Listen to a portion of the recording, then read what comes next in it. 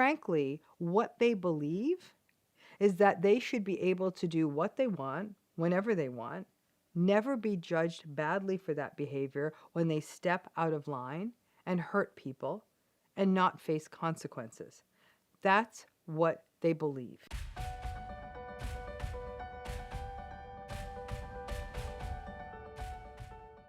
Lying never feels good, no matter who's lying to you. And the fact is, it's one of those patterns we all often engage in.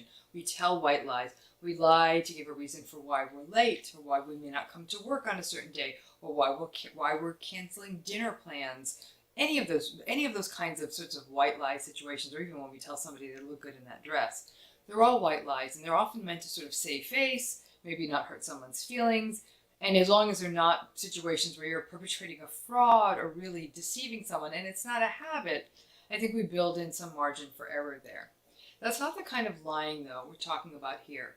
People who are narcissistic are often very, very deceitful and very prone to lying. Once again, it lines up with their tendency to need to protect their insecurity and their fragile ego and their fragile self-esteem. So they'll lie to prop themselves up. They'll lie to look better. They'll lie to be able to engage in denial and to protect themselves from guilt and shame. So lying serves lots and lots of functions for a narcissistic person. But if you're on the receiving end of those lies, and especially if they are patterned and habitual, it can really, really take a toll on you. Obviously on the relationship, because it's so characterized by mistrust. And that kind of mistrust, if you're experiencing it, can start to extend to other relationships in your life. If one person lies to you a lot, it becomes difficult to start trusting anybody. So this can get really complicated if you grow up with a parent who lies to you a lot. They can lie to you about big stuff, small stuff, but when a parent lies to you, it can really be devastating, because that's often your sort of true north. It's where you get your moral core. So if parents are lying, it can really, really make the world like it's really built on really unstable soil. The narcissist's tendency to lie often lines up with other qualities, like, for example, their lack of empathy. They don't stop to think that lying to someone can really hurt them in a very fundamental way. Since they're not connected to your emotional world, they really only look at the function that the lying has for them themselves, rather than the hurt it could cause someone else. They'll lie because of their entitlement, almost like they feel like they can lie. They don't have to tell the truth. Why should they have to? Because they do think they're sort of special and deserve special treatment. Sometimes the lying gets them that special treatment. They lie quite a bit because they engage in denial. It's really, really hard for them to sort of accept certain truths in their lives. So they will just lie to almost protect themselves from that. And they'll sometimes even lie as a way of just sort of denying their own histories. They'll make up sort of half-truths about where they come from, what they're about. And in fact, when we get into full-blown psychopathy or really, really severe malignant narcissism, lying is part of the whole game. That's why they're often successful as con men. They'll make up aliases. They'll tell stories about their histories that aren't true to get access, to get privilege, to get things that they don't deserve. They'll even lie about having gone to college to get a job. So it really depends on how malignant the narcissism is, or whether we veered into psychopathy, to really get to how bad this lying can be. The lying can even culminate in things like legal issues. And while lying per se is not against the law, if you lie under oath or you lie about business matters or contracts, yeah, you run afoul of the law. And that's often a place where narcissists find themselves.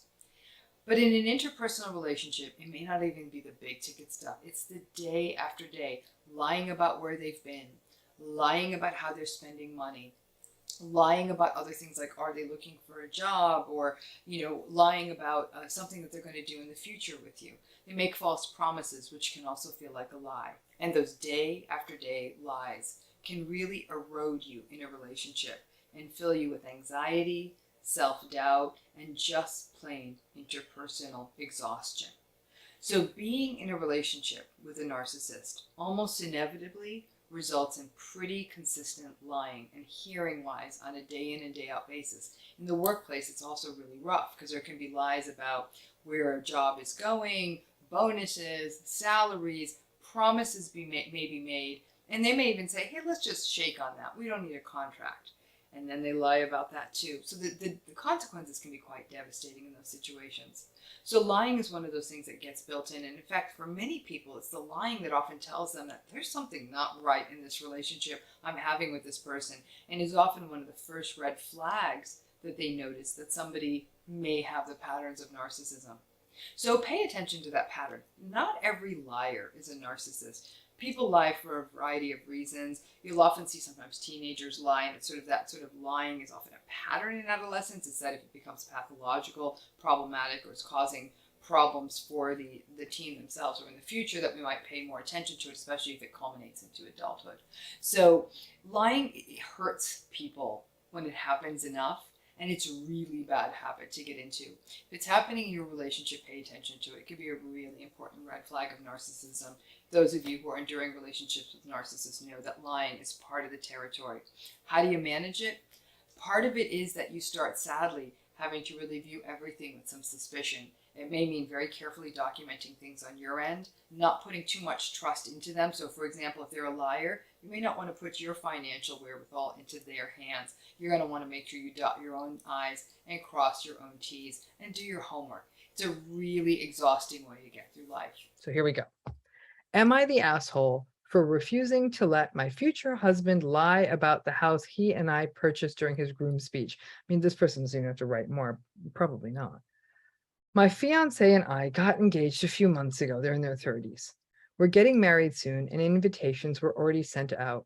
Right now, we're focusing on much smaller details. We've also been busy moving into our new home that we purchased together. 30% of his savings and 70% of mine. I guess that's maybe the amount they paid for the house, or how they divided the down payment. I'm not sure, but she put in more of it. I have to say that saving up for this house took most of my savings and prevented me from enjoying the things I love spending money on. My fiance sat me down yesterday to talk about his groom speech. He talked about a few points, but what made me upset was when he asked if I would be okay if he mentions the house we bought and say that he was the one who bought it. I was a bit taken aback. I asked why, and he said it's just a confidence boost during the speech, and that's it. I said I didn't feel comfortable with the idea because I think that it's unfair not to acknowledge the fact that I'd sacrificed so much to be able to buy the house. I reminded him of how much I contributed, but he said this doesn't change that it's our house, so it shouldn't matter to me if he said he bought it himself or we both did. I refused because then people will always think the house was bought by him, which is something that will never change no matter how hard I try to prove that I contributed 70%. He got mad at me and said that I was really overthinking this whole thing and making a big deal out of it. Gaslighting. We got into an argument and he started yelling, saying it's just one favor he's asking me to do, and yet I'm making this ridiculous small request my hill to die on. Getting a gallon of milk from the store is a favor. Lying, not so much. He's basically sulking, and now he's out and refusing to answer my calls. So basically he started the silent treatment till I cave in. Am I the asshole for making this my hill to die on? And she provides a little more information and says, my fiance comes from a more humble background, and money has always been a struggle for him and his family. It became obvious how insecure he can be when it comes to money, especially when he compares how much I make versus how much he makes. I've never made him feel as less than, and he never took advantage of me in any way. So his recent request really caught me off guard, to say the least. Wow. First of all, no, you are not the asshole. Bless you. It's, basically he's saying, it's an interesting acknowledgement of this guy's insecurity, right? I'm so insecure, I need to lie about something with absolutely no awareness of how it's affecting her. That's, if ever I saw a vulnerable narcissist play, it's that. I can't let people think I'm not the one who I'm not the one who fully bought this house, let alone the fact that she put in more of the money, because he sort of feels like, oh, I've had this difficult backstory, and so I need to put this out there so I can feel better about myself. Again, that's that vulnerable kinds of stuff. We see those patterns. That's right there. It's really, really concerning though, because basically he's saying in our sort of first public kind of pronouncements as a long-term committed couple, I'm going to lie to everyone in this room. And in the future, if this woman tries to say, actually, I put in 70%, if anything, people may doubt her or view her through a negative lens, like, oh, why are you bringing this up? Or maybe it's not even true. She's acknowledging she made a lot of sacrifice. So basically she's saying, let's not even bring this up. But in his groom speech, okay, whatever. In his groom speech, he has to get up in front of all these people and in essence, lie to make himself feel better. Tell me that is not almost like literally a definition of what a narcissistic personality is. I'm going to lie to the world about stuff I do so I can feel better about myself. Confidence boost, this person calls it. I'm actually really struck on these Reddit Am I the Assholes, because now I've read so many of them. How many of these people, bless their hearts, I think they finally decide to set a boundary. Like this woman is saying, no, you're not going to lie about something this important to a group of people to feel better about yourself. I would say like 75% of the time, these people are running into the silent treatment, which is a form of stonewalling, right? And stonewalling, interesting, is almost is considered sort of like a sub-satellite of gaslighting, because it's what basically a person is sort of denying any opportunity to have a meaningful conversation. I'm not going to talk about it. And that sort of stonewally approach, it's an incredibly unhealthy place to start a long-term committed relationship. So this would concern me even on just sort of how this person conducts himself in terms of equitable stuff throughout the relationship. One thing we know is that narcissistic relationships are notoriously inequitable. She's already put in 70% to his 30%. So it's already inequitable. And then he wants to lie about it. I've actually worked with folks over the years where somebody actually put in almost all of it, and someone else in the relationship is walking around saying, oh, I own half of this, and it's completely untrue. And so it was hard for the person who actually did own it or owned all of it or most of it or whatever. They almost felt like, I felt like I was almost being petty when I was explaining to people, oh, that's actually not the case. And it didn't really feel good. But basically, this guy's trying to lie or gaslight the entire audience because there's no coming back from that. And it appears like, can you imagine down the road, you're sitting with people like, yeah, I know I said that on my groom toast, but I didn't really mean it. Actually, she put down 70%. Who does that? Right? So anytime in a relationship, basic like red flag 101, somebody asks you that, hey, back me up on a lie I'm going to tell people so I can feel better about myself, that's beyond red flag. Like that's like, I don't even know what, like that's a red city block. And for this poor woman, I have to say that now she's in it. They've already got this house. My advice to her is that this dude they should probably put this wedding on ice, or this guy, or if it's long enough away, get some therapy and sort this out. He needs to get it, that he's that insecure. And while I understand he's from a humble background, I know plenty of people from humble backgrounds, present company included, where they don't lie about their money. They're like, okay, this is how much I put in, or I'm glad we bought this house together. Like, how hard is it for this dude to get in front of these people and say, we bought this house together? That sense of security of saying, we're in this together. Why doesn't his confidence boost come from the fact that he's actually marrying somebody who is doing well? It sounds like she has a well-paying job. Like that the confidence boost is coming about lying about a house and not simply reveling in his relationship. I'm sure many of you can resonate with that in the sense of like, why is this narcissistic person so miserable when they actually have they have a nice partner, we have nice kids, we have a nice life, and yet they're so committed to their misery and have to lie and create a false narrative. Again, the narcissistic folks are the best at creating false narratives, but this person needs to create a false narrative to be able to feel good about himself. That kind of shadiness really would put me on edge to say, what kind of other things is she ever going to either be asked to not tell the truth about, or will simply not be told the truth about? So when somebody is almost codifying dishonesty as a place to start a relationship, and owning that it comes from a place of insecurity, get thee to a therapist as soon as possible. And like I said, this idea that anytime people on these threads are really laying down the gauntlet and saying, this isn't okay, 9 times out of 10, the toxic people in these stories say they'll just disappear, won't answer their calls, won't respond to their messages. And that, I don't know if it's narcissistic or not, call it what you will. It is one hell of an unhealthy pattern. Girl, own the fact that you made the sacrifice to have your 70% stakeholdership. And the fact is, as a married couple, they're going to own that house 50-50. So she's already out. But he's really, this is a new spin on community property. So you're in a relationship with a narcissistic person and they go to therapy. What happens next?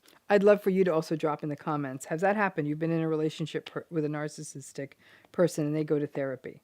Here's all I have to say about this. Be careful what you ask for. We know that in general, when narcissistic folks go to therapy, the research shows they're more likely to drop out prematurely, or at the moment when a therapist wants them to go deep emotionally, or be accountable, or take responsibility, that's when they try to cut bait. But the fact is, more than a few narcissistic folks go to therapy, especially people who are vulnerable or what are sometimes called covert narcissists, because they're also more likely to have issues like anxiety, depression, the stuff that typically gets folks into therapy. So you're in a relationship with someone who's narcissistic, they go to therapy. I'm sure you were thinking, isn't it good that they're going into therapy? Maybe there is hope. Maybe they will start unpacking their stuff and working on empathy and compassion, and it'll just be better. It's a long shot, especially if the person has moderate to severe narcissistic patterns, but unicorns sometimes happen. But it is a long shot that you're going to see any change that's meaningful to you in a relationship. But there's a bigger issue here. A bigger problem is that if you're in a relationship with somebody narcissistic and they go to therapy, they may quite often play a different kind of game. So let me sort of lay this out as a scenario, as a means of showing it to you. You are in a relationship with a narcissistic person. After much hemming and hawing, they actually end up going to therapy. They go to therapy. They go for a few sessions, more than a few sessions, maybe even a few months. And then they report back and tell you that their therapist said that they're not the problem, but in fact that it's you that's the problem. That they told the therapist about the things that you're doing in the relationship. I don't know, for example, maybe you tried to set a boundary. And then the narcissistic person will come home from therapy and they'll say, you know what? My therapist said that you're being controlling. They may also say that my therapist said that you have to recognize that when I raise my voice, it's my trauma talking, and that at those times you need to be present with me and hug me and love me like my parent didn't. Now, to say that when they come home and say that stuff to you is a mind F is an understatement. Now, if you're not a therapist, which most people aren't, you may even think that the narcissistic person is coming home from therapy and telling the truth. That maybe their therapist does think that you're controlling, or that you are supposed to be their mommy and love them better. And many survivors are already doing that to themselves. But to hear that their therapist may be suggesting that, that can make things even worse. I can tell you this, in most cases, a therapist is not telling their client that someone setting boundaries is controlling, or that the other person in the relationship should have to endure verbal abuse. Now, sadly, I say most cases because some therapists may not get it right, but in most cases they do. However, therapy is also garbage in, garbage out. If the client is telling us things that are not true, or are exaggerations or are distortions, our position is to believe the client. So if the client is telling the therapist untruths about things that the other person in the relationship is doing, it's quite conceivable that the therapist may not view the other person in the best light. The challenge here is that if the narcissistic person does this, they tell you that their therapist is saying all this stuff and it works. For example, maybe you start becoming looser with your boundaries, or you actually do give them a big hug when they yell at you. I can promise you this, they're going to keep doing it and telling you more therapist nonsense. For any of us in a narcissistic relationship, the key issue is that we recognize that abuse is abuse, and that it isn't your responsibility to hug someone when they yell at you or excuse their bad behavior on the basis of their sad backstory. It is an adult's responsibility to get their own house in order and find ways of responding that are not frightening or abusive.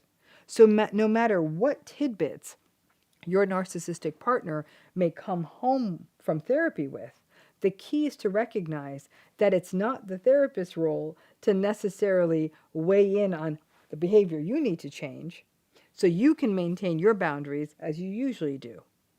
So all of that said, because most survivors of narcissistic abuse, whether it's past abuse or abuse that's happening right now in real time, most survivors tend to blame themselves for what's happening in the relationship.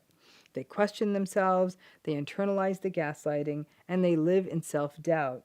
And many survivors are also quite grateful when the narcissistic person in their lives goes to therapy, and they want to support it. So when the narcissistic person comes home from therapy with feedback, suggestions, or direction, it can play upon your existing self-blame and confusion. And people in these relationships may find themselves doubting themselves even more, or even wondering if they are actually the problem, since the narcissistic person's therapist, according to the narcissistic person, is saying that they are. You're never going to find out the truth of what their therapist said, because therapy is confidential and their therapist isn't going to talk to you. So basically, the narcissistic person can come home and say whatever they want about what their therapist is saying. Here's the deal. If you aren't seeing substantive shifts in the narcissistic person's behavior, more empathy, more accountability, more self-awareness, more compassion, then whatever is happening in that therapy room is happening, but it sure as hell isn't resulting in meaningful change on your side. When I say that, your side, it isn't resulting in meaningful change on what you're seeing. Now, most people aren't therapists, and they believe that when a person comes home from therapy and says that the therapist is giving suggestions, they may not understand that a therapist is not going to make absurd suggestions to someone who is not their client.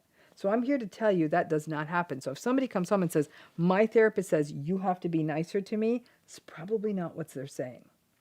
Be very wary when a narcissistic person rolls up to you and says, my therapist says you are this, or my therapist says you need to do that. In almost all cases, it's likely a distortion of something the therapist said, and it could be an attempt to weaponize their own therapy, capitalize on your empathy, and manipulate a situation further to their advantage. Listen, the proof is in the behavioral pudding. If you aren't seeing behavioral change, but are instead being told that you're a bad person, I can tell you one thing about their therapy: it ain't working. Somebody actually sent this suggestion in, so I'd like to thank that person. And they cleverly called this whole process, they called it narcissistic telephone, which I thought was actually quite an interesting way to put it. I really welcome the many ideas that people send in. I really enjoy doing the research on them and doing the deeper dives to further explain this.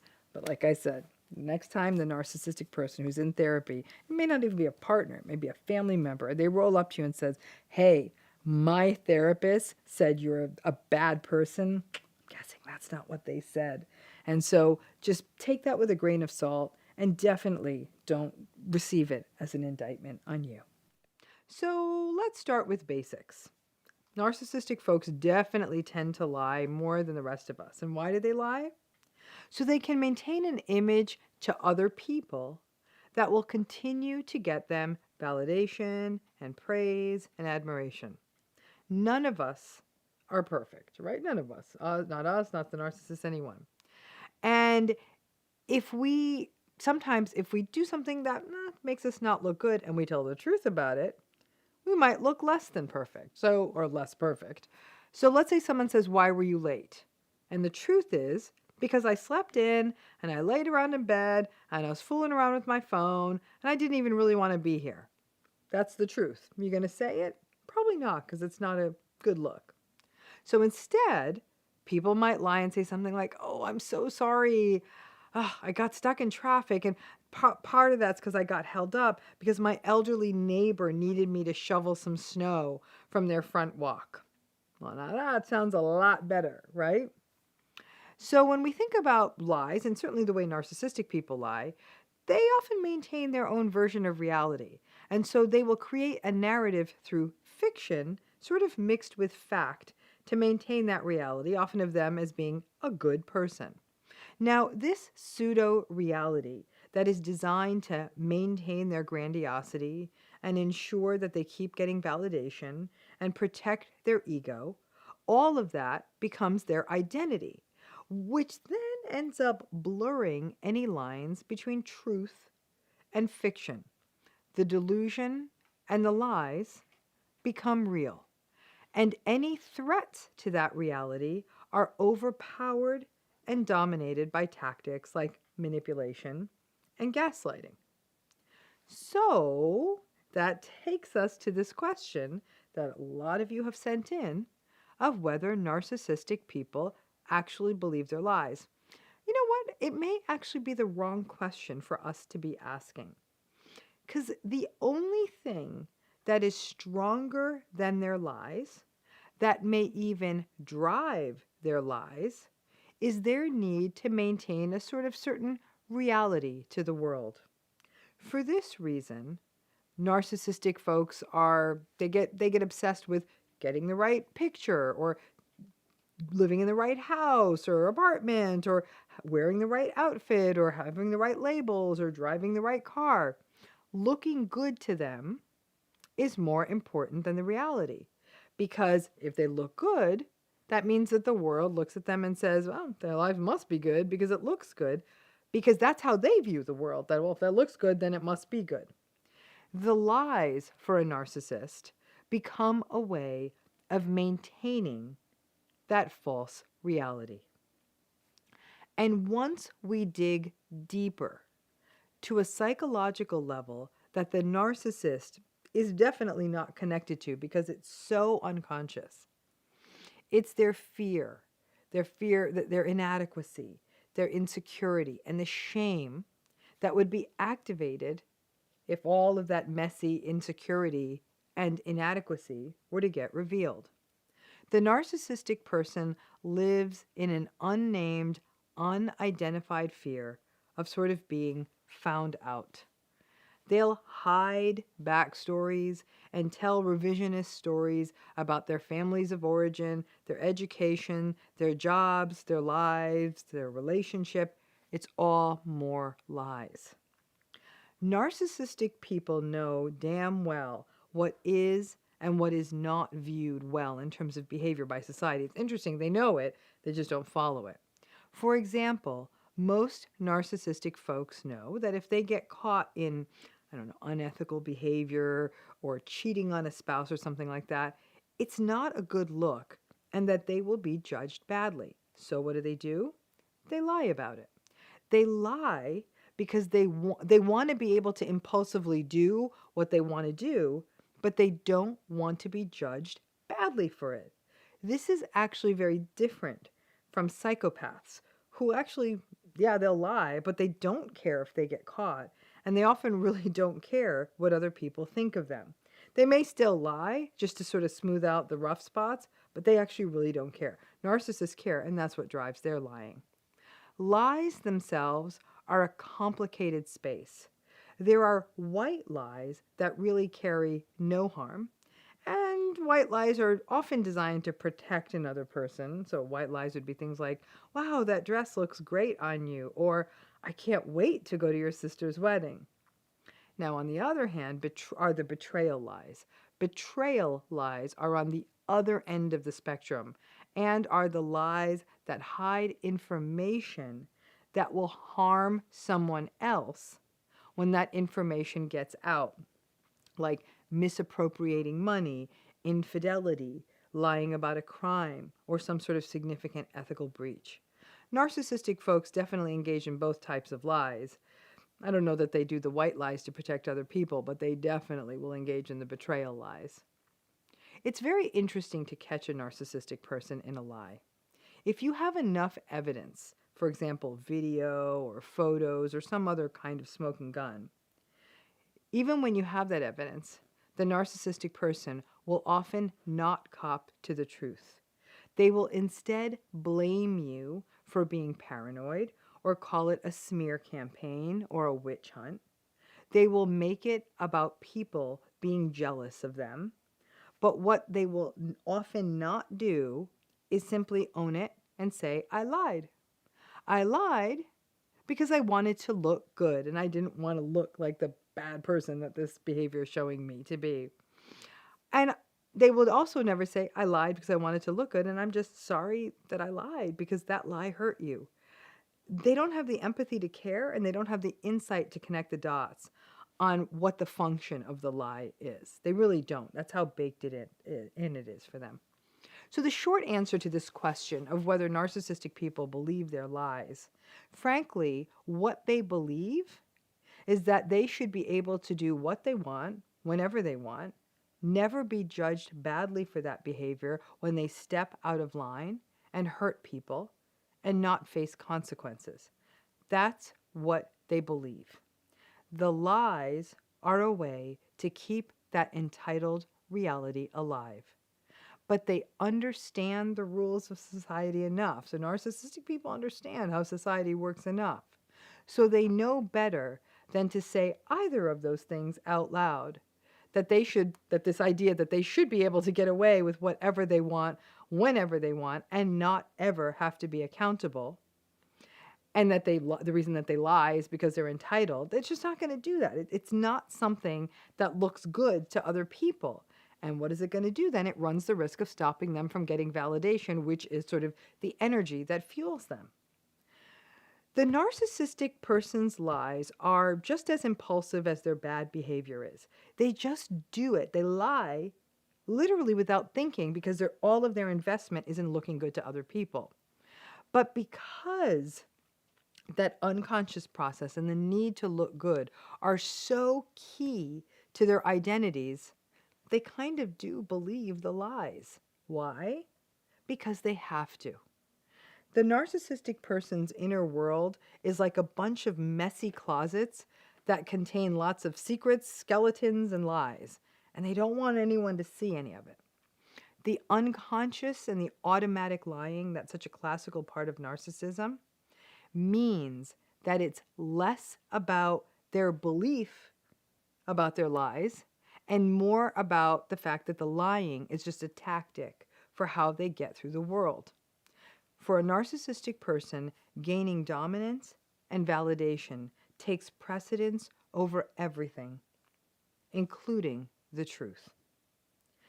That means if you are in a relationship with a narcissistic person, the lying, it kind of goes along with the territory, and you have to get your head around the idea that at some level they have to believe their lies.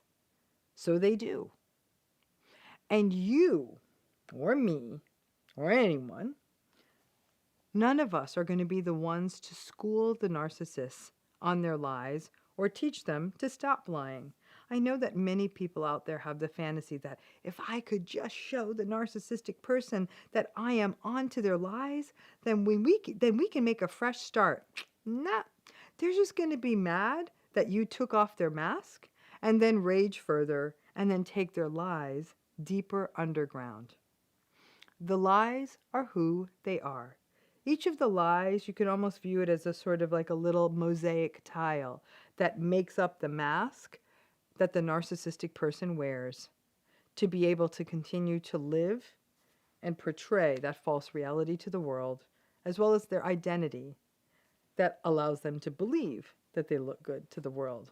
So, could have made this a very short video. So narcissists believe their lies? Yes, they do. Because they have to. And what does that mean? It means that they're never going to stop. Today we're going to take on a pretty interesting question that many people emailed in, which is, do narcissists know that they hurt you? Now, before I answer that question, I always invite you, please hit the bell, hit the subscribe button, join us on this channel. But now I'm going to move on to the bigger question. Do narcissists know that they hurt you? Now, this is a question that I get from so many people. I get it from emails, I get it from clients, I get it in group sessions I do. So what will happen for a person is a narcissistic person hurts them. But what the person who's been hurt wants to know, do they know, does this narcissistic person know that they hurt me? Now, I guess the first thing I often want to know is like, what is your motivation for wanting to know this, okay? So one of the things that might be driving you is wanting to know, is the narcissist doing this intentionally? Are they actually sitting down with the intention of hurting me? Or, number two, is the narcissist so clueless that they have no idea that they're hurting me? And here's what's interesting. The answer is actually a little of both. In a subset of cases, yeah, they set out to hurt you. And that is often quite punitive. So when you might see a narcissist intentionally setting out to hurt someone is, for example, when they're on the defensive. They might want to lash out at you for some sort of perceived slight or for your feedback or a critique you gave them or because you didn't compliment them the right way. At those times, when they feel slighted in some ways, now that can come out either through a passive-aggressive barb or directly, they do set out to hurt you. And more than anything, it is punitive. It's a way, in a way, they're trying to make you feel as bad as they just felt a minute ago, but they're not in touch with that. It sort of sets the scales right for them, and it almost gives them that sense of justice that they always feel like they desperately need. It's almost like they feel better now that they've done something to you so that you feel bad because they're already feeling bad. But I gotta tell you, in more cases, narcissists are just really careless. They say what they want, they do what they want, they have very little care, very little regard for how their words or their actions will impact you. I'm going to be telling you, they just don't care. And there are a few ingredients that sort of come together here to help you understand that. First, and always, is their lack of empathy. They just don't take into account the feelings of other people. And they also have very little self-reflective capacity. They don't stop to think about how their behavior or their words might impact somebody else. The second thing to pay attention to is their impulsivity. And they will often use their impulsivity as an excuse. They'll use it as an excuse when they want something or they want to say something or they want to do something. They just do it or they say it. They don't think, they just do or say or take what they want. Now, as you can imagine, their impulsivity can often get them into a bit of trouble, and it can be very painful. Their impulsivity can mean that they say things that are hurtful, they engage in dismissive insults, they may lie, you might see infidelity, physical acting out, including violence, driving very erratically, spending money that they don't have, expressing rage. But as a rule, narcissists act first and ask for apologies later. And sadly, because most people give them absolution, let them off the hook, they keep behaving badly. It's one of the key ways the world enables them. They let them get away with all their impulsivity. Now, the third piece is their entitlement. Remember, they don't believe the rules apply to them, and they're actually very hypocritical. They hold other people's feet to the fire about the rules. They just don't follow the rules themselves. So as a result, what it might mean is that you might make a passing comment that they don't like, and that they feel that when you say that, it's completely unacceptable. But if they make the same error, if they say something that they feel that they know wasn't right, then they'll say, oh, I'm just a human being. Sometimes I make mistakes. Entitlement means no rules for them, but the right for them to do as they want. And that can be angering. Now, fourth is their arrogance and their contempt. Their arrogance that somehow they are above all of the demands of intimacy in a human relationship, and their contempt for the sensitive and the emotional parts of human relationships.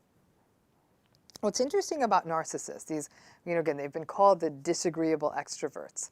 They like human relationships to the degree that they're able to get narcissistic supply and validation and the conveniences that other people bring to their life, or the profit or the sex or other things that they want or need. But they really don't like the messy business of having to actually deal with people and their emotional worlds. So now, when we break it down into all these sort of subcomponents of narcissism, you can see how all of this together means that they may not set out to hurt you. They just don't care enough to think about whether their behavior actually will hurt you. And after they do hurt you, they don't really care that they did hurt you. And all of that can really leave you feeling a bit confused. If they didn't mean to hurt you, then maybe it isn't that big a deal. That's something for you to consider. Now, certainly, if you are in a relationship with someone who intentionally sets out to hurt you, that is something that starts careening into more of a sadistic realm, that somebody actually gets off on harming you. It's easier to get your head around the idea that someone intentionally hurting you is a bad thing, and even get your head around the idea that maybe you need to get out of this relationship. And sadly, even when you know that they may be intentionally trying to hurt you, you may still stay in the relationship, and that's a different conversation. But it is a little easier to say, okay, they're intentionally hurting me, this is not okay, I may need to get out. However, because so often in narcissistic relationships, the reason they do hurtful things is really their carelessness and their impulsivity. That is the more likely backstory of their hurtful behavior. Does that change things for you? Does it really matter to you if it is intentional? Listen, give you a stupid example. If someone hands slips, I don't know, they're doing something, and they end up slapping you across the face really hard just because they slipped. Now, obviously, you may interpret it differently if it was an accident, but that slap hurts. And if they keep making that slip and keep slapping you across the face, and it's always accidental, I wonder how long you're going to put up with that, and I wonder how long you're going to be willing to say, yeah, this isn't okay. In relationships, yes, people make mistakes all the time. In our relationships, we say things that could be hurtful and that are hurtful.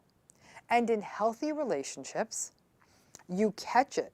You catch yourself when you do or say those things, and you take responsibility and you apologize genuinely and hope that the other person accepts it. And most importantly, you don't repeat that hurtful behavior. Now, with a person who's narcissistic, even if, and that's a big if, that they catch their behavior, they probably won't. In fact, the only way they may understand that they behaved badly is because you or someone else said something like, oh, I'm sorry, is that a problem? If they don't see it, if they don't identify it themselves, then it is a very low likelihood that they're going to apologize. They're more likely to either A, blame you for their behavior, B, blame someone else or some other situation in their life for their behavior. Oh, I'm working so hard. Defend or rationalize their behavior, or gaslight you and tell you that you're overreacting or being too sensitive. Or, even better yet, they may do a combination of all of these things. So even if you make the courageous step of calling their behavior out as hurtful, not only are they not likely to take responsibility for it, they are also extremely unlikely to apologize for it and completely unlikely to change it. So let's go back to the original question. Do they know they hurt you? Maybe. Sometimes they may see the expression on your face. Their insecure core doesn't want to take responsibility. And because they don't want to view themselves as the person who does hurty things, their more likely response is gaslighting or deflection. Taking responsibility for bad behavior is overwhelming, and it can result in shame for them. Now, so this next part is going to be of little solace to you. I'm going to, on a probability basis, I'm going to tell you now, they probably do know they hurt you. But they don't like how that makes them feel, so they don't own it, and they don't address it.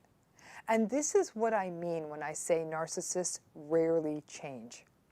It doesn't matter if they think they have changed, if it doesn't translate into behavioral change. Then no, they didn't. If someone's like, no, I see that I do these things that hurt you, but then they keep doing them, that's not changing. And because of their deeply ingrained lack of empathy and entitlement and arrogance and contempt and impulsivity, the odds of change in them are pretty close to zero. So, you may wonder what would happen if you explain to them very clearly that they hurt you, or they hurt, or that maybe even that someone else explains to them that they hurt you. They just don't care. And as I said, plan on a gaslight, deflection, rationalization, invalidation response from them. So, in that way, you just get more hurt on top of the original hurt. When it comes down to brass tacks, yeah, they might know they hurt you. Yeah, they may see the hurt in your face, but they will almost never take responsibility. They may, as narcissists do, issue an empty apology, but even that may not be very likely. And I can promise you this, they are very unlikely to change that behavior, so you can plan on it happening again. And what's painful is that means you're forever on this carousel with narcissists, carelessly or intentionally hurting you over and over again. So whether they know they hurt you or not, it's not going to stop. And based on that, it really is on your shoulders. It's your responsibility to make the choice that is best for you. Doesn't matter if they know they hurt you or not, if they keep doing it. It's a bit of a philosophical question. And some people say, well, if they didn't mean to hurt me, then is it that bad? So the question I really am going to put to you then is, maybe they didn't mean to hurt you, but once they find out they hurt you, they don't care they hurt you. What are you going to do with that? It's often difficult to infer other people's motivations. And especially in the case of narcissism, they're often not very transparent about their intentions and motivations because they themselves aren't actually in touch with them. They're very willing to make assumptions about other people's motivations and assume oftentimes you are insulting them, letting them down, making fun of them, or whatever. But it's always a risky game we play when we do it. So whether or not they intended to or not probably matters less than the fact that they did, and that after they do, their unwillingness to care about it or take responsibility, that's the point that you need to think about it from.